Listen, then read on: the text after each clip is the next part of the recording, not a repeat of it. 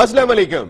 All out में Naseem Rajput metro one news के तमाम नाजरीन से मुखातिब है। कभी एक फिलिप्स हमारी 11 ट्यूबलाइट बंद कर देता है, तो कभी एक ब्रोक हमारी पूरी बॉलिंग लाइनअप चोक कर देता है। मकसद है कि बिल्कुल खत्म करके रख देता है। कोई एक खिलाड़ी भी कभी हमारे लिए बहुत मुश्किलात का सबब बन जाता है। जिस तरह हम टेस्ट सीरीज खेलते आ रहे थे, पहले Australia, then England, then New Zealand, बाल बाल बचे न्यूजीलैंड के खिलाफ भी, बाकी तो हम दोनों हार गए थे।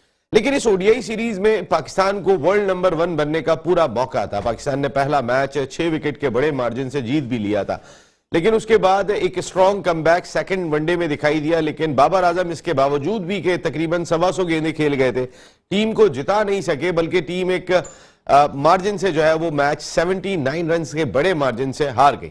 देन तीसरे मैच में हम समझ रहे थे कि पाकिस्तान टीम स्ट्रॉन्ग कमबैक करने में कामयाब होगी। फखर जमान ने सेंचुरी स्कोर की, 77 रिजवान ने स्कोर किए। जब बाबर आजम शान मसूद को भी खिलाया था, वो भी रन स्कोर नहीं कर सके थे। लेकिन पाकिस्तान वो मैच भी 2 विकेट से हार गया। इस तरह सीरीज कल न्यूजीलैंड टीम जैसे ही जीती थी नेशनल स्टेडियम कराची में, वहीं से एयरपोर्ट गई और कीवीज उड़ान भर गए। एक कामयाब सीरीज खेलने के बाद गए। यही कहना था केन विलियमसन का कि इस साल हमने वर्ल्ड कप खेलना है इंडिया की सरजमीन पर, तो सब कॉन्टिनेंट में एक अच्छी सीरीज जीतना उनके लिए बहुत करामत साबित होगा। यही सवाल बार बार हमारे भी जहन में चल रहा है कि इस साल पाकिस्तान ने वर्ल्ड कप खेलना है इंडिया की सरजमीन पर, और जो बॉडी लैंग्वेज हमारी टीम की दिखाई दे रही है, जिस अंदाज से हम क्रिकेट खेलते हुए दिखाई दे रहे हैं, हम किस हद तक तैयार हैं इस वक्त वर्ल्ड कप जैसे मेगा इवेंट के लिए। क्योंकि अगर हम न्यूजीलैंड की टीम को अपनी कंडीशन में नहीं हरा पा रहे, तो फिर हम इंडिया में जाके कैसे उस प्रेशर कंडीशन का मुकाबला करेंगे। अब तो कोई ऐसी बॉडी लैंग्वेज रखने वाले लोग भी नहीं है कि जो ग्राउंड में खड़े होते थे तो हमारी एक बॉडी लैंग्वेज दिखाई दे रही होती थी। आज तो हम एक बाबर आजम को देख रहे होते हैं जो इस वक्त भी ओडीआई के नंबर 1 बैट्समैन है। लेकिन पाकिस्तान टीम का रैंकिंग क्या है? क्या हम पर्सनल रिकॉर्ड के लिए जा रहे हैं या टीम की इंपॉर्टेंस हमारे लिए ज्यादा दिखाई देती है? बहुत सारे सवाल इस वक्त दिखाई दे रहे हैं, बहुत सारे लोग बात कर रहे हैं। इस वक्त एक बहस चली हुई है कि पाकिस्तान के 3 फॉर्मेट के 3 अलहदा कप्तान होने चाहिए। बाबर आजम कप्तान नहीं होने चाहिए। वो कप्तानी का जो इंग्रेडिएंट्स चाहिए कैप्टनशिप के लिए, वो बाबर आजम में दिखाई नहीं दे रहे हैं। ये कहना है इस वक्त मुख्तलिफ क्रिकेटर्स का। तो कुछ क्रिकेटर्स कह रहे हैं नहीं, बाबर को ही कंटिन्यू करना चाहिए। लेकिन पाकिस्तान क्रिकेट बोर्ड की नई मैनेजमेंट कमेटी नजम सेठी साहब की सरबराही में आई है। उसने जो भी फैसला करना है, that is the right time, क्योंकि अभी दरमियान में कोई क्रिकेट नहीं है। पाकिस्तान सुपर लीग आपको और बहुत सारी चीजें बता देगी। पाकिस्तान सुपर लीग वैसे ही बहुत सारी चीजें बता चुकी है। जब कराची किंग्स ने बाबर आजम को रखने से इनकार कर दिया और उसके बाद बाबर को पेशावर ने लिया था, क्योंकि बहुत सारे प्लेयर्स बाबर के साथ खेलने को तैयार नहीं थे। इवन वसीम अकरम भी ये बात कह रहे थे कि कई मरतबा वो चाहते थे कि मार्टिन गप्टिल ओपन करें, बाबर 3 नंबर पे आ जाए, लेकिन बाबर ने ये बात नहीं मानी थी। तो एक कप्तान को हमने हर तरह की अथॉरिटी दे दी है। कप्तान के पास अथॉरिटी होनी चाहिए, लेकिन वही सारे फैसले करते हैं क्या करना है क्या नहीं करना। इसके साथ साथ 10 ममालिक तो क्रिकेट खेलते हैं। एक नया तनाजा और भी खड़ा हो गया। ऑस्ट्रेलिया ने यूएई में अफगानिस्तान के खिलाफ सीरीज खेलने से इनकार कर दिया है, और उनका कहना यह है कि अफगानिस्तान में खवातीन ना पढ़ सकती हैं, ना मुलाजमतों को उनका मौका है। ये अफगानिस्तान का कहना है कि हमारा जाती मामला है। यही वजह है कि नवीन उल हक, अफगानिस्तान के फास्ट बॉलर जो बिग बैश खेल रहे थे, उन्होंने एहतजाजन बिग बैश छोड़ दी। और अब अफगानिस्तान क्रिकेट बोर्ड का यह भी कहना है कि आइंदा जब भी बिग बैश होगी तो फिर हम अपने खिलाड़ियों को ऑस्ट्रेलिया नहीं भेजेंगे। ये एक और चीज जो है वो इस वक्त इंटरनेशनल क्रिकेट के लिए कहीं ना कहीं मसाइल पैदा करेगी। पहले ही इंडिया पाकिस्तान से नहीं खेलता, लेकिन उसके रीजन कुछ पॉलिटिकल दिखाई देते हैं। लेकिन अगर आज ऑस्ट्रेलिया अफगानिस्तान से खेलने से इनकार कर रहा है, जो रीजन बता रहा है, तो शायद ये कोई और भी ममालिक कर सकते हैं। अब इंटरनेशनल क्रिकेट काउंसिल का क्या रोल होगा? जो अगली मैनेजमेंट कमेटी की मीटिंग हो रही है, वो किस अंदाज से इन मामलात को लेके चलेगी? कभी इंडिया कह देता है वो पाकिस्तान नहीं आएगा एशिया कप खेलने, लेकिन पाकिस्तान को आना पड़ेगा वर्ल्ड कप खेलने के लिए। ऐसे में आईसीसी है क्या, कहां पर है? ये सवाल होगा। हमारे साथ गुफ्तगू के लिए मौजूद है स्टूडियो में पाकिस्तान के फॉर्मर फर्स्ट क्लास क्रिकेटर, अपने वक्त के जबरदस्त एक एडमिनिस्ट्रेटर भी होते थे, क्रिकेटर भी होते थे, कई टॉप क्लास क्रिकेटर्स की कोचिंग भी की, क्रिकेट एनालिस्ट भी है, और आई उनकी क्रिकेट के हवाले से बहुत जबरदस्त समझी जाती है। शुएब हबीब साहब ने हमें ज्वाइन किया, thank you very much Shoaib भाई। जबकि टेलीफोन लाइन पर वीडियो लिंक पर हमें ज्वाइन कर रहे हैं पाकिस्तान के मायनाज टेस्ट फास्ट बॉलर, जिन्होंने इंडिया के खिलाफ एशिया कप में शानदार कारकर्दगी का मुजाहरा किया था यहीं कराची में, और जबरदस्त किस्म की बॉलिंग उनकी दिखाई दी थी। फर्स्ट क्लास क्रिकेट में जो उनका रिकॉर्ड है वो शायद बहुत ही कम लोग होंगे जो उस तक पहुंचने में कामयाब होंगे, लेकिन एट द सेम टाइम वो जितने सच्चे इंसान है, ये भी बहुत मकसद है कि हम किसी दूसरे के बारे में बात नहीं कर रहे हैं, लेकिन मैं रऊफ भाई को जितना जानता हूं, अब्दुल रऊफ को, हमारे फॉर्मर टेस्ट क्रिकेटर, वो जो दिल में होता है वो जुबान पे होता है, इसलिए वो घर पे बैठना पसंद करते हैं। आपने उनको किसी जिम्मेदारी पर भी नहीं देखा होगा। Thank you very much Rauf भाई, आपका बहुत बहुत शुक्रिया। रऊफ भाई आवाज आ रही है ना? भाई रऊफ भाई आपको मेरी आवाज आ रही है? जी ब्रेक हो गई थी, अब आ रही है। बिल्कुल ठीक है, तो अंदर भी जरा हमें सुनवा दे। ओके, मैं शुएब भाई, मैं बात यही चाहूंगा कि ये जो इस वक्त की सूरत हाल है, हम जो हारे हैं अभी न्यूजीलैंड के खिलाफ सीरीज, इस पर थोड़ी रोशनी डालें, क्योंकि हम टेस्ट सीरीज बुरी तरह हार रहे हैं, ओडीआई में हमारे साथ प्रॉब्लम्स चल रही है, तो कैसे हम इस साल वर्ल्ड कप में मुकाबला करेंगे इंडिया में जाके? बिस्मिल्लाहिर्रहमानिर्रहीम। देखिए, बिल्कुल आप सही कह रहे हैं। अभी ये जैसे टेस्ट सीरीज हुई, चले कोई बात नहीं, निकल गई।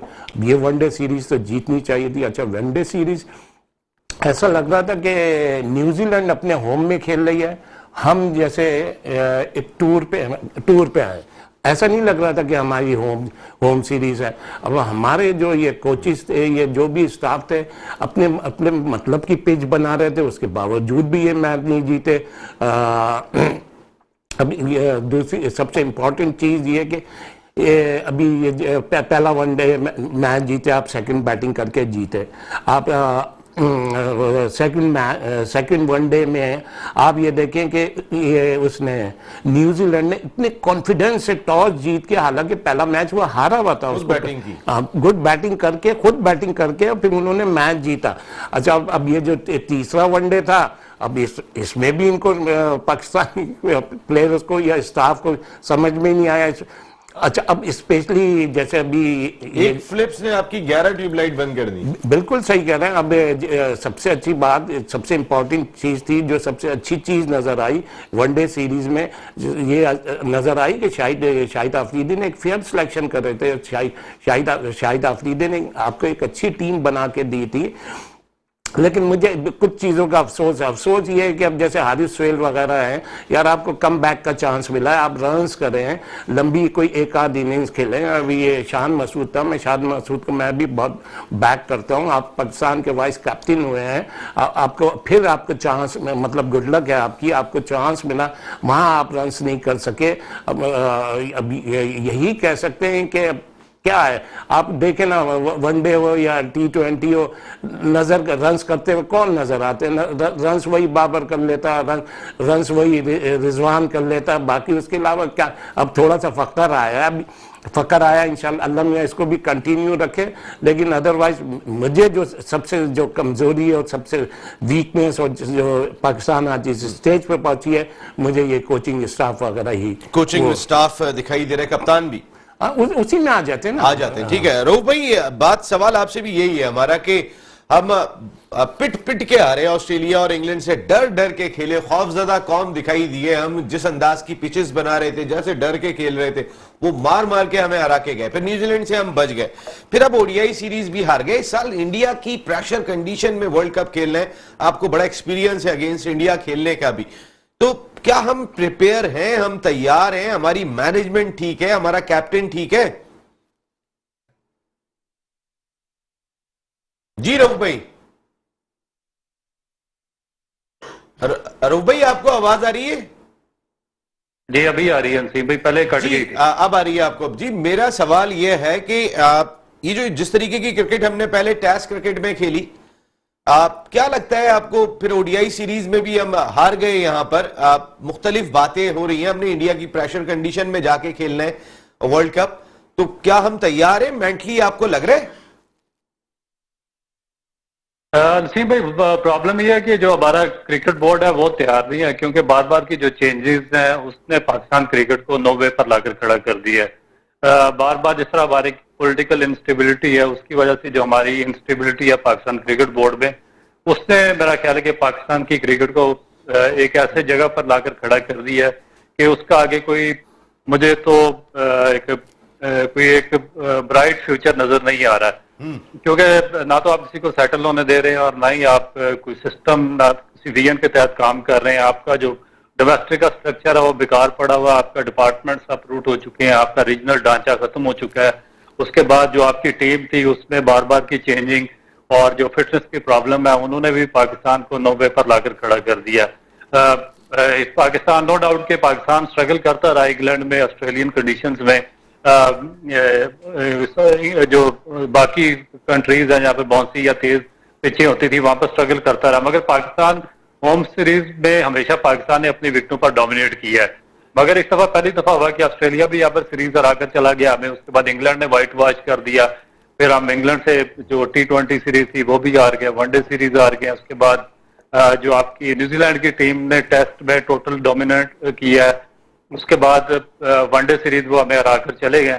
तो मेरा ख्याल है कि एक लम्बा फिक्रिया पाकिस्तान क्रिकेट का, या तो चलो नीचे आपका ढांचा जो डोमेस्टिक का स्ट्रक्चर है वो काम कर रहा हो, प्रॉपर फंक्शनल हो, तो फिर आप कह सकते हैं कि आपको प्लेयर्स वगैरह आते रहेंगे और आपको प्रॉब्लम नहीं है। मगर जो नीचे आपका जो सिस्टम है वो भी डिसफंक्शन है। तो मेरा ख्याल है कि आज आप जिस तरह हॉकी का हाल देख रहे हैं कि वर्ल्ड कप से बाहर हो गए हैं, 4 दफा के हम वर्ल्ड चैंपियन है, 3 दफा के ओलंपिक चैंपियन है, तो कहीं आगे जाकर यही हाल हमें क्रिकेट में भी ना देखना पड़े।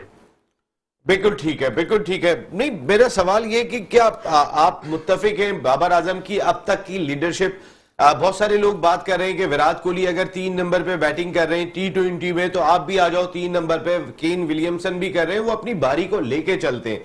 उनके 46 गेंदों पे 55 रन बुरे नहीं लगते कि वो बारी को लेके चले थे, लेकिन जब आप ओपनर आ जाते हैं तो सबकी एक्सपेक्टेशन होती है कि पहले 6 ओवर का पावर प्ले यूटिलाइज हो, जो शायद हमारे ओपनर्स उस तरह नहीं कर रहे। लेकिन बाबर आजम चूंकि वो कप्तान है, उन्होंने कराची किंग्स से भी मना कर दिया था, कराची किंग्स ने अब उनको हटा के पेशावर भेज दिया है, तो कहीं ना कहीं कुछ ना कुछ प्रॉब्लम तो है।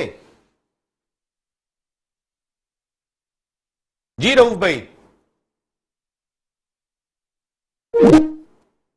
रऊफ भाई आवाज आ रही है आपको? आप उनको टेलीफोन लाइन पे लीजिए ताकि हम बात कर सकें। जी शुएब भाई, ये जो इस वक्त की सूरत हाल है, कुछ ये भी खबरें सुनने में आई थी कि 3 फॉर्मेट के 3 अलहदा जो है वो हमारे कप्तान होने चाहिए। अब पाकिस्तान में किसी एक को अगर बहुत ज्यादा अथॉरिटी दे देते हैं तो ये मसाइल का सबब भी बन जाता है, और खास तौर पे अगर वो प्लेइंग टीम का मेंबर हो या कोच हो। मिसबा की एग्जांपल थी, जब आपने coach, chairman selection committee, batting consultant सब कुछ बना दिया था। अब बाबर को रमीज रजा साहब ने भी फुल अथॉरिटी दी, इससे पहले भी अथॉरिटी दी थी। जी देखिए रमीज, जैसे रमीज का नाम ले रहे हैं, मैं नसीम, देखिए हमारी एक टीम बन नहीं पा रही, हम 3 टीम की तरफ जा रहे हैं। अच्छा, अब दूसरी चीज ये कि देखें बात बिल्कुल सही है, लेकिन कोई कॉन्फिडेंस तो दिलाए, कोई रन्स तो करे। अब फकर ने रन्स करे, फकर अब सीरीज खत्म हो गई, अब आपकी 1 डेढ़ 2 महीने 3 महीने के लिए क्रिकेट स्टॉप हो गई, कंटिन्यू रहें तो इन पे प्रेशर आएगा ना। होता क्या, अभी आप देखें ना, इन होते हैं, आउट होते हैं। अब शान मसूद को चांस मिला, नहीं रन्स कर सका, फिर चांस मिला। ये आपका इमाम है, रन्स करता है, नहीं करता है। दूसरे और हारिस सुहेल है, हारिस सुहेल को तो इतना अच्छा चांस मिला है, और वो बहुत अच्छा प्लेयर है, ये नहीं कि उसको गलत चांस मिला, लेकिन अपने चांस को तो अवेल करो ना। मतलब आप रन आउट हो रहे हैं, आप उठा वो कर रहे हैं, आप कैच छोड़ रहे हैं, ये वजह है। अब हमारी थी एक टीम बन नहीं पा रही, हम 3 टीम। अच्छा, अब दूसरी चीज ये, बाबर पे आपने बहुत इन्वेस्ट करा है, बहुत। आप ये बताएं कि आपके पास दूसरा कप्तान कौन है? अब अभी कप्तान भी तो आपको नजर नहीं आ रहा ना। अब अपने आप पे आप खुद क्रिटिसिज्म लेकर आते हैं। टेस्ट क्रिकेट का वाइस कैप्टन था, रिजवान नहीं खेला, आपने एकदम इसको शान मसूद को वाइस कैप्टन बनाया, वो नहीं खेला तो वो 0। तो आप लोग, हम तो अपने ऊपर खुद के। शान मसूद को out of the box vice captain बनाने की वजह क्या लगी आपको, नई मैनेजमेंट कमेटी? यार देखिए, मैं तो क्या प्लेयर पावर को खत्म करना था? नहीं, देखिए मुझे ये क्रिकेट की तो पॉलिटिक्स का नहीं, शान जिस हिसाब से परफॉर्म कर रहा था, काउंटी खेल कर आया, और जो शान की क्लास है वो डिजर्विंग है। अच्छा, मतलब शान परफॉर्म कर रहे तो वो पाकिस्तान का सर, एक खिलाड़ी आपका टीम में नहीं नहीं है, डायरेक्टली वाइस कैप्टन तो नहीं आएगा। मैं इसी तरफ आ रहा हूँ ना, मैं तो खुद कह रहा हूँ कि एकदम कैसे बना दिया अपने आप पे। तो क्या प्लेयर पावर खत्म करने की कोशिश? मैं उधर भी आ जाता हूँ, मतलब शान ऐसा प्लेयर है, और जिस तरीके से परफॉर्म कर रहा था, शान रन्स करे तो वो कप्तान, रन्स करे परफॉर्म करे तो वो कप्तानी का कैंडिडेट है। अभी वो इंग्लैंड में अपनी काउंटी के लिए कप्तानी करेगा, वहां से उसको एक्सपीरियंस आएगा। तो अब जब आप परफॉर्म नहीं करोगे तो आप खुद अंडर प्रेशर होगे। जब अंडर प्रेशर होगे फिर पीसीबी इस टाइप के डिसीजन लेगा तो क्रिटिसिज्म तो होगा। और जहां तक इसकी प्लेयर्स पावर्स की बात है तो मैं नहीं समझता कि देखें, ये तो बहुत अच्छी चीज है कि आपस में दोस्तियां हैं। पहले टाइम में क्या होता था कि ड्रेसिंग रूम में उसने उसको मार दिया, उसने उसको गाली दे दी, वो उससे लड़ा था। मीडिया इतना स्ट्रांग नहीं था, डिसिप्लिन के वाकयात पे इतने ज्यादा सख्ती नहीं थी ना। चले वो सही है, लेकिन मैं कहता हूं प्लेयरों में अच्छी भाईपंती है, अच्छी दोस्ती है, एक दूसरे की सिर्फ दोस्ती यारियां निभा रहे हैं आप टीम में। ये जो हम सारी दुनिया कह रही है, आप भी वही कह रहे हैं, अच्छी दोस्ती। मैं सारी दुनिया निभाओ नसीम, मैं सारी, आपने बोला प्लेयर्स पावर, मैं उसको प्लेयर्स पावर नहीं कह रहा। प्लेयर्स पावर वो होती है कि जब आप अब एक तरीके से अभी ये जो मैचेस हुए हैं, ये वनडे वाले, और ये शाहिद की जो सिलेक्शन कमेटी आई है, यहाँ कोई प्लेयर पावर नजर नहीं आई। आपने अपने ही प्रोग्राम में बोला था, सिर्फ शाहिद की सिलेक्शन कमेटी ने प्लेयर पावर शायद खत्म करने की कोशिश की है। हाँ, तो सरफराज खेलते भी नहीं होगी यार। देखें, सरफराज खेलते या नहीं, शाहिद ने जो काम करे ना, मैं कहता हूं कि शाहिद को चाहिए कि ये अपनी जो चेयरमैन सिलेक्शन कमेटी है इसको कंटिन्यू करे, अपने साथ ये जो 3 आदमी की बल्कि 5 आदमी की स्ट्रॉन्ग सिलेक्शन कमेटी लाए, पावरफुल मेंबर लेकर आए। दूसरी, मैं एक चीज और कहता हूं, रऊफ जैसा खिलाड़ी क्यों नहीं है? हाँ, मैं आपको सच्चा आदमी, मेरा एक सवाल है आज। अच्छा, मैं रऊफ की तरफ भी आता हूं। अभी जो पाकिस्तान में फॉरेन कोच की बात हो रही है, फॉरेन कोच की, मैं पाकिस्तान नहीं, मैं तो कहता हूं एशिया में भी फॉरेन कोच की कोई जरूरत नहीं है।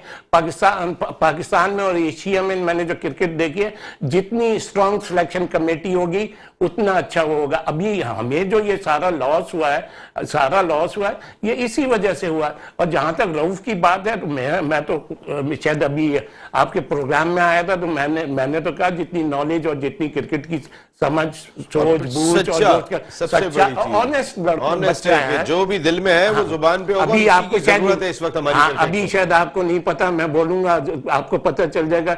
मेरे इलाइट बैंक का ही प्लेयर है, फिर आप बोलेंगे अपने बैंक वाले की। नहीं, ये तो मुझे पता है। नहीं, आपने रऊफ की तो आज ही की है, बाकी इलाइट बैंक के रमीज राजा वगैरह की तारीफें हमने ज्यादा सुनी है। रऊफ भाई, ये बताइएगा कि ये जो 3 फॉर्मेट के 3 अलग कप्तान, ये तो मैं चले, लेकिन एक इंपॉर्टेंट चीज ये है कि क्या हमारे मुल्क में किसी एक को बहुत ज्यादा अथॉरिटी दे दें? जैसे मिसबाहुल हक को आपने दे दी थी, उसके बाद अंदाता बन गए थे वो टीम के। आप Misbah is a great player, जबरदस्त ह्यूमन बीइंग है, लेकिन अथॉरिटी बहुत दे दी। बाबर को बहुत ज्यादा अथॉरिटी दे दी है। और ये जो दोस्ती यारियों का कल्चर चल रहा था, इसके बारे में थोड़ी रोशनी तो डालें। नसीम भाई, सबसे पहले तो शोएब भाई को अस्सलाम वालेकुम, क्योंकि मुझे आवाज नहीं आ रही थी, तो मुझे नहीं पता था कि शोएब भाई बैठे हुए हैं आपके साथ। वालेकुम अस्सलाम रऊफ। वालेकुम अस्सलाम। थैंक यू शोएब भाई। अच्छा नसीम भाई, दूसरी जो आपने बात की है उसका ये है कि जब तक आपका क्रिकेट बोर्ड स्ट्रांग नहीं होगा तो आपकी कोई चीज भी सही तरीके से नहीं चलेगी। असल में प्रॉब्लम ये आ रहा है कि जो हमारे जो मैनेजमेंट के लोग हैं ये बार बार चेंज हो रहे हैं, और उसके बाद जब ये चेंज आती है तो ये एक म्यूजिकल चेयर की तरह चलते हैं। कभी आपने देखा होगा कि इजाज भट्ट आते थे, फिर उसके बाद ज़का अशरफ आए, फिर वो नसीम क्या उनका नाम है, नसीम अशरफ थे, उसके बाद ये आपके शहरयार खान आए, फिर यानी कि ये है कि म्यूजिकल चेयर चल रही है, जिसकी वजह से पाकिस्तान क्रिकेट बोर्ड स्ट्रांग नहीं हो रहा। क्रिकेट बोर्ड जब तक स्ट्रांग नहीं होगा, आपके आगे तक कोई मजबूत डिसीजन नहीं हो सकेगी और ना ही कोई आपकी लॉन्ग टर्म पॉलिसी बन सकेगी। अब प्रॉब्लम क्या आ रहा है कि हमारी क्योंकि आबादी बहुत ज्यादा है, 25 करोड़ आबादी। अगर हमारी आबादी होती कोई 1-2 करोड़ तो हम इस तरह का जो रोजाना हम ड्रामे लगाते हैं, इनके बाद हम सर्वाइवल कर हो सकता था या सर्वाइव कर सकते थे। मगर 25 करोड़ की आबादी और फिर उस पर सिर्फ एक ही गेम है क्रिकेट, जिसका इंफ्रास्ट्रक्चर बाकी है, तो इसमें एक बहुत बड़ी यूथ की तादाद इन्वॉल्व है और उसमें आपके बेशुमार डिस्ट्रिक्ट और रीजन और जो प्रोविंस आ जाते हैं, तो उनको फिर कंट्रोल करना, उनके लिए एक मजबूत लाए अमल तैयार करना, एक उनके लिए एसोसिएशन सेट करना, यह बड़ा मुश्किल काम है और लॉन्ग टर्म प्लानिंग की जरूरत है। जब तक प्लानिंग नहीं होगी आप कुछ भी नहीं कर सकते। हम बात करते हैं पर्सनैलिटीज की। पर्सनैलिटीज आपने देखे कि हमने इमरान खान को भी वजीर आजम बना के देख लिया, तो उसका क्या हमें हासिल होगा? कुछ भी नहीं। उससे पहले भी जो आप पर्सनैलिटी पे गए, क्योंकि आपकी इंस्टीट्यूशन स्ट्रांग नहीं है। जब तक आपकी इंस्टीट्यूशन स्ट्रांग नहीं होगी, आप चाहे इब्राहिम लिंकन को भी लाकर यहाँ पर बिठा दें, वो भी कुछ नहीं कर सकता। तो प्रॉब्लम ये है कि हमें एक governing board, strong governing board बनाना पड़ेगा। नीचे रीजनल लेवल पर हमें इलेक्शन करवाने पड़ेंगे। हमें जो इक़्तिदार है वो नीचे जो लोकल बॉडीज है उनमें शिफ्ट करना पड़ेगा। वहां से थ्रू प्रॉपर चैनल, बगैर किसी मैनिपुलेशन के, बगैर किसी इन्वॉल्वमेंट के फ्री एंड फेयर इलेक्शन हो और एक ताकतवर गवर्निंग बोर्ड बनकर पाकिस्तान क्रिकेट बोर्ड में आए। फिर जो आगे वो सिलेक्शन कमेटी बनाए, वो सिलेक्शन कमेटी जवाबदेह हो गवर्निंग बोर्ड को, और उस पर जब आप किसी भी बच्चे को या लड़के को टेस्ट कैप या आप अपनी इंटरनेशनल कैप दे रहे हो, तो उसमें फिर आप एक पूरी उस पर डिबेट हो कि आप इसको किस परफॉर्मेंस पर पाकिस्तान की टीम में खिला रहे हैं। तो अब यहाँ पर ये हो रहा है कि आप किसी को भी चीफ सेलेक्टर या सिलेक्शन कमेटी में डाल देते हैं, वो मुंह उठाकर आगे 2-4 लड़के डाल देता पाकिस्तान टीम में, ना उसको कोई पूछने वाला, ना वो आगे किसी को जवाब भी होता है। अगर वो सरवाइव कर गए तो ठीक है, अगर ना चले तो चले ठीक है, 2 और आ जाएंगे। तो अब इस तरह का तीतर बटेर ये काफी अर्से से चल रहा है। और उसके बाद जो आपकी जूनियर क्रिकेट है उसको तो पूछने वाला है, इतनी बदतरीन करप्शन उसमें हो रही है कि आपकी सोच होगी। रीजनल लेवल पर आपने इंतहाई इनकम्पिटेंट लोगों को कोच लगा रखा है, जो बच्चों की साइकी बनाने की बजाय उनकी साइकी को बर्बाद कर रहे हैं। तो एक करप्शन का एक मजमुआ लगा हुआ, उसके बाद ऊपर से बार बार की चेंजिंग, तो इसमें पाकिस्तान की टीम कभी भी सेटल नहीं हो सकेगी। आप देखें कि अभी जिस तरह इसको एक शान मसूद को अभी आप डिबेट कर रहे थे, वाइस कैप्टन बनाया, ठीक है, आप वो प्लेयर बहुत अच्छा प्लेयर होगा, मगर कोई तरीका होता है किसी भी आदमी को पाकिस्तान टीम में लाने का, वाइस कैप्टन बनाने का। उसकी परफॉर्मेंस किधर है, वो कितने पाकिस्तान के लिए इंटरनेशनल मैचेस खेला है, उसने अभी 3 टेस्ट मैचेस आपने खिलाए, उसकी 6 इनिंग में उसकी क्या परफॉर्मेंस रही, एक वनडे खिलाया, क्या परफॉर्मेंस रही। आपने उठाया, एक लंबे अरसे से आप रिजवान पर इन्वेस्ट कर रहे थे, वो परफॉर्म कर रहा था, पाकिस्तान के वर्ल्ड के टॉप रैंकिंग में शामिल था। आपने विद इन ओवरनाइट आपने उसको उठाकर फेंक दिया, आपने शान मसूद को वाइस कैप्टन बना दिया, और फिर आपने आगे रिजल्ट भी देख लिया। तो अब कोई और कल आएगा, वो किसी और को बना देगा। जब तक इस तरह का आधा तीतर आधा बटेर चलेगा, हम कहीं भी नहीं खड़े होंगे। मैं रऊफ भाई, ये जो मैं देखिए अभी आपने बात की, आपकी बिल्कुल लॉन्ग टर्म प्रोसेस की जो बात की है, लॉन्ग टर्म प्रोसेस यही होना चाहिए और होना ही लॉन्ग टर्म प्रोसेस चाहिए। लेकिन इस वक्त हमें कहीं ना कहीं एक शॉर्ट टर्म प्रोसेस भी लेके चलना होगा। इस साल एशिया कप खेलना है, हमने वर्ल्ड कप खेलना है, तो उस पर भी एक नजर जरूर रखनी होगी। 2 मुख्तलिफ पैराहे में काम हमें करना पड़ेगा। एक ये काम भी दिखाई दे रहा है हमें। ये जो शान मसूद को जो वाइस कैप्टन लगाया था, जरा मैं आपसे आपकी राय भी चाहूंगा, इसके पीछे कोई पैगाम तो नहीं था टीम मैनेजमेंट के लिए, बाबर आजम के लिए, जो दोस्ती यारियां थी, शान मसूद की सूरत में कोई पैगाम तो नहीं दिया था ये? देखिए, डेफिनेट कोई ना कि इनकी अपनी लाइकिंग और डिसलाइकिंग होती है। देखें कि अब नसीम भाई, बात यह है कि जब आपका क्रिकेट बोर्ड स्ट्रांग होगा ना, एक सिस्टम के तहत काम कर रहा होगा, तो फिर चाहे चेयरमैन कोई आ जाए, सिलेक्टर कोई आ जाए, सिलेक्शन कमेटी कोई आ जाए, या कोई भी आ जाए, तो वो फिर उसको छेड़छाड़ उससे नहीं कर सकता। आपकी टीम उसी तरह चलती रहती है। आपने देखा कि कभी इंग्लैंड की टीम, जो ऑस्ट्रेलियन टीम है, न्यूजीलैंड या इंडियन टीम है, इतने बड़े पैमाने पर चेंजिंग हुई है, उनके बोर्ड चेंज होते रहते हैं, लोग आते जाते रहते हैं, मगर टीम में इस तरह चेंजिंग नहीं, उखाड़ पिछाड़ इस तरह नहीं होता जिस तरह हमारे यहाँ होता है।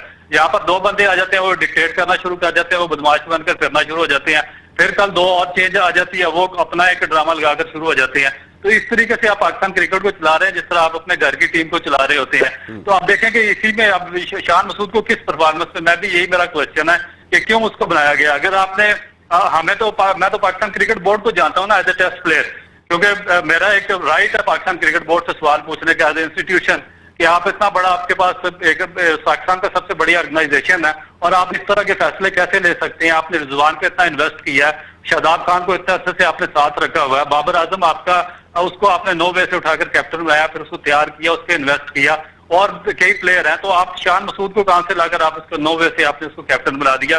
फिर उसकी परफॉर्मेंस क्या है, फिर उसके साथ आगे जो आपकी टीम है वो जेल हो सकेगी, एडजस्ट हो सकेगी, वो आपका विनिंग मोमेंटम बना सकेगा, उसके साथ आपका विनिंग कॉम्बिनेशन बन सकेगा कि आप उसको वर्ल्ड कप के लिए एज ए कैप्टन लेकर जाएंगे। तो ये सवालात हैं, इनके जवाब इनको देने पड़ेंगे, अदरवाइज तो इस तरह नहीं काम चलेगा कि आप जिसको दिल करे आप उठाकर बना दें। नहीं रऊफ भाई, आपकी बात बिल्कुल ठीक है। ये बड़े इंपॉर्टेंट पॉइंट रऊफ भाई ने रेज किए यहाँ पर, और वाकई में इसी अंदाज से सोचने की जरूरत दिखाई देती है कि लॉन्ग टर्म प्रोसेस को अगर हम कंटिन्यू करना होगा हमें। हम पिछले 4 साल में हम नया आइन लेकर आए थे, एसोसिएशन बनेंगी, हम 6 एसोसिएशन नहीं बना सके थे। अब नजम सेठी साहब के लिए 16 एसोसिएशन, 16 रीजन्स को फाल करने का टास्क होगा। जो 6 के इलेक्शन नहीं करा सके 4 साल में, एहसान मानी साहब, रमीज राजा साहब, ये किस तरीके से फाल करेंगे इस दौरान के अंदर, डिपार्टमेंट्स की क्रिकेट को कैसे बहाल करेंगे, ये बहुत सारे सवालात हैं और ये सारा लॉन्ग टर्म प्रोसेस है। लेकिन एक प्रोसेस, शॉर्ट टर्म प्रोसेस भी दरकार होगा पाकिस्तान की टीम के हवाले से, सिस्टम के हवाले से नहीं, सिर्फ टीम के हवाले से। वो प्रोसेस पर भी जरा मैं डिस्कशन करूंगा क्योंकि वर्ल्ड कप के लिए हमारे पास ज्यादा टाइम नहीं है, 1 साल भी नहीं है। ब्रेक के बाद आते हैं तो बात करते हैं। ऑल आउट में एक मरतबा फिर आपको खुशामदीद कहते हैं। बात कर रहे हैं पाकिस्तान क्रिकेट टीम की जो अपने मुल्क में हार रही है। इस साल हमने इंडिया में जाके वर्ल्ड कप खेलना है, जो दिमाग पे सबके सवार है कि लास्ट वर्ल्ड कप आपको याद होगा सरफराज की क़यादत में इंडिया जानबूझ के मैच अगर इंग्लैंड से नहीं हारता, कि जिसने बैन स्टोक्स का भी ने भी इस पे इजहार किया था, तो शायद पाकिस्तान सेमीफाइनल में भी पहुंच गया था, लेकिन फिर पाकिस्तान उस वजह से सेमीफाइनल में नहीं पहुंच सका था। क्या इस दफा हम इंडिया की कंडीशन में सेमीफाइनल में पहुंचने वाली टीम लग रहे हैं? शुएब भाई, इस वक्त जिस तरह की क्रिकेट, जिस फ्रेम ऑफ माइंड में हम दिखाई दे रहे हैं, हमारी टीम सेमीफाइनल में जाने वाली लग रही है। खासकर बाबर आजम, मुझे बुझे लगे वो जब भी प्रेस कॉन्फ्रेंस में आते थे, आप यकीन माने वो जो एक कप्तान की बॉडी लैंग्वेज होनी चाहिए उसमें कमी लग रही है। क्या वजह है? यार देखिए, हम लोग बाबर को बहुत वो कर रहे हैं। अभी मेरा वर्ल्ड क्लास है, देखिए मैं उससे रन चाहिए, 15,000 रन करने वाला प्लेयर है सर। ठीक है, मैं क्या कह रहा हूँ, मैं भी बाबर को क्या बोलता था कि नहीं, कप्तानी नहीं। अभी ये जो 3 मैचेस हैं उसमें मुझे कप्तानी में करता हुआ नजर आया है। देखिए सेकंड मैच था, सेकंड मैच में एक टाइम ऐसा लग रहा था 350 रन, 350 350 रन हो जाएंगे, वहां उसने 260 पे, मतलब उसमें बेहतरी आ रही है। तो बाबर को प्रेशर है कि 125 गेंदें खेलने के बाद भी मैच नहीं जिता सके। देखिए कोई प्रेशर नहीं है, कोई रन्स तो करे। मैं और क्या कह रहा हूँ, रन्स करेगा, कोई रन्स तो करे, रन्स करते नहीं। सेकंड वनडे मैच में छक्का लगाया था, आपकी जुबान में क्रिकेट में कहलाता है। रिजवान और बाबर ने क्या उसने मैच में पीछे नहीं कर दिया था आपको? कोई पीछे नहीं करा यार। मैं रिजवान का नाम आ जाए तो आप एकदम से जो है वो जज्बाती हो जाते हैं। हाँ, तो रिजवान अब भी हाईएस्ट रन गेटर है इस वनडे में भी। आप मतलब आप लोग ऐसा पड़ जाते हैं, भाई कोई रन्स तो करे, रन्स करो। बातों से आप उन पर प्रेशर नहीं डालें। आप प्लेयर्स रन्स करेगा तो उन पर प्रेशर आएगा। के रन ज्यादा हैं, ऐसा नहीं है जी। जी 150 100 है फखर का जी। नहीं, मैं इसी तरफ आ रहा हूँ। अब जैसे अभी ये जो वर्ल्ड, मैं अभी यहाँ बैठ के कहता हूँ इंशाल्लाह पाकिस्तान वर्ल्ड कप का सेमीफाइनल खेलेगा, मैं अभी कहता हूं। लेकिन अभी इनको अपनी वीकनेस पता चल गई। हाई परफॉर्मेंस सेंटर क्या है? अभी ये जो हमारा ऑफ स्पिनर खेल रहा है ऑलराउंडर, क्या नाम है, आप इस पे काम करें। आप नवाज है, नवाज पे काम करें कि नवाज, आगा सलमान की बात, आगा सलमान की बात कर रहा हूं मैं। आगा सलमान की बॉलिंग पे काम करें। ये अपना नवाज है, नवाज के रन्स पे काम करें। ये नहीं कि एक बड़ी परफॉर्मेंस दे दी और 4 पे नहीं करी। आपको हर चीज पता चल गई। और एक चीज मैं कह देता हूँ हसनैन के मुतालिक, आज 5 साल हो गए, 6 साल हुआ, अभी तक सेट ही नहीं हो पाया। मतलब हमारे कोचिस को यही नहीं पता। आप देखें डेथ ओवर के लास्ट के ओवर में उसकी नो बॉल, वाइड बॉल 100% होती है। कल भी क्या हुआ, बाबर क्या करेगा? आपका मेन बॉलर आके वाइड बॉल कर दे, नो बॉल कर दे, तो वहां कप्तान क्या कर सकता है? तो ये सारी चीजें अब इन पे वर्किंग कर रहे हैं। आपके सामने हर चीज नजर आ गई है। हम बुरे नहीं है। हाँ, ये जो चेंज आया, इस चेंज पे मैं एक चीज कहूंगा, मैं उस वक्त मानूंगा चेंज आया जो ये हमारे कोचिंग स्टाफ है, इसको मतलब थैंक यू वेरी मच करा जाए। वो तो और हाई पॉइंट से भी बात चल रही है। हाँ, जिससे भी चल रही है, हाई परफॉर्मेंस सेंटर लाहौर में बैठे हुए ये पॉइंट। अच्छा, हाई परफॉर्मेंस सेंटर वाले जो है, अगर यहाँ चेंज आएगी तो मैं चेंज समझूंगा। अगर इधर चेंज आ गई तो सही। प्लेयर हमारे सारे अच्छे हैं, बस इनको एक तरीके से कॉन्फिडेंस देना है। अभी आपके सामने हर चीज नजर आ गई है, आप इन पे वर्किंग करें। कब से वर्किंग कर रहे हैं शुएब भाई?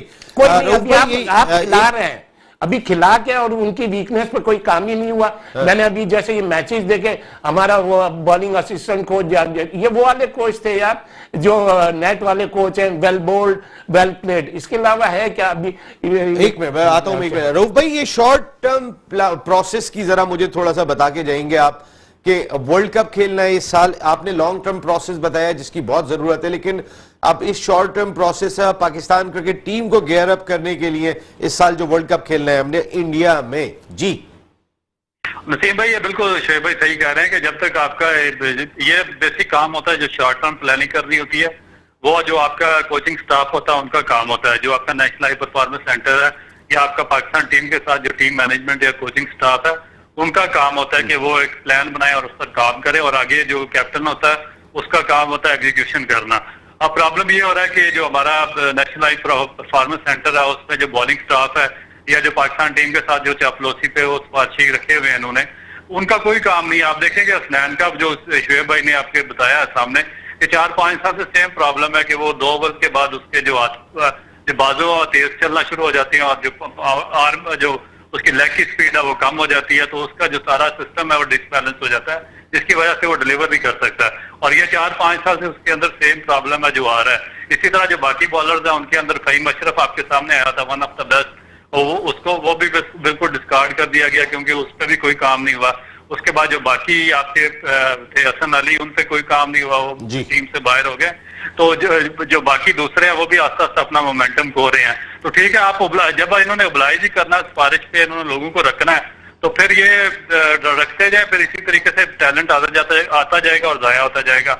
जहाँ तक आपसे जो शॉर्ट टर्म प्लानिंग की बात की है, तो वो शॉर्ट टर्म यही है कि जब तक आप इनको कॉन्फिडेंस नहीं देंगे, जो आपके प्लेयर्स का एक ग्रुप है, और उनके साथ कंटिन्यू नहीं करेंगे और उनके साथ बार बार शेयर करेंगे, तो फिर आपका जो विनिंग कॉम्बिनेशन है वो डेवलप नहीं हो सकता। जब आपके प्लेयर्स के ग्रुप के दरमियान आपका एक कॉम्बिनेशन बनता है और उसके बाद फिर एक वो विनिंग मोमेंटम आपका पैदा होता है, तो फिर टीमें जीतती हैं। जब आप उनको डिसेटल कर देंगे और उनमें उखाड़ पिछाड़ शुरू कर देंगे और किसी को रातों रात कैप्टन बना देंगे, किसी को निकाल देंगे, किसी को कुछ कर देंगे, तो फिर ये प्रॉब्लम आता रहेगा। फिर एक तो आपका कॉम्बिनेशन नहीं बनेगा। जब आपका कॉम्बिनेशन नहीं बनेगा, चाहे आपके पास 11 सुपरस्टार भी एक टीम में क्यों ना खेल रहे हो, तो आपका मोमेंटम नहीं बन सकता। तो ये मेरा ख्याल है कि अगर इनके पास नॉलेज है क्रिकेट की या इनको सेंस है क्रिकेट की, जो शहबाज शरीफ साहब ने हमला लाया है अभी, तो मैं भी शायद कोई बेहतर डिसीजन ले सके। अदरवाइज तो फिर जिस तरह अभी न्यूजीलैंड की सीरीज हुई है वही आगे चल के देखना पड़ेगा। Thank you very much Abdul Rauf भाई, बहुत बहुत शुक्रिया। हमारे फॉर्मर टेस्ट क्रिकेटर, आप ऑल आउट का हिस्सा बने और आप हमेशा ऑल आउट ही जाते हैं गुफ्तगू में। Thank you very much Shoaib Habib साहब, थैंक यू, आपका बहुत बहुत शुक्रिया। आप इस साल वर्ल्ड कप खेलना है, यही एक सवाल हमारे जहन में चल रहा है। पाकिस्तान क्रिकेट बोर्ड की नई मैनेजमेंट कमेटी में कई बड़े नाम शामिल हैं और भी लोग अब आहिस्ता आहिस्ता जुड़ना शुरू होंगे। थिंक टैंक बैठे और सोचे कि हमने इंडिया में क्या करना है और किस तरीके से करना है। नसीम राजपूत यहाँ अपनी पूरी प्रोडक्शन टीम के साथ चाहता है इजाजत, इस दुआ के साथ कि बहुत हार लिए, अब आने वाला वक्त पाकिस्तान क्रिकेट के लिए अच्छा हो। कल रात को 10 बजे फिर मुलाकात होती है। चल अल्लाह ने के बाद।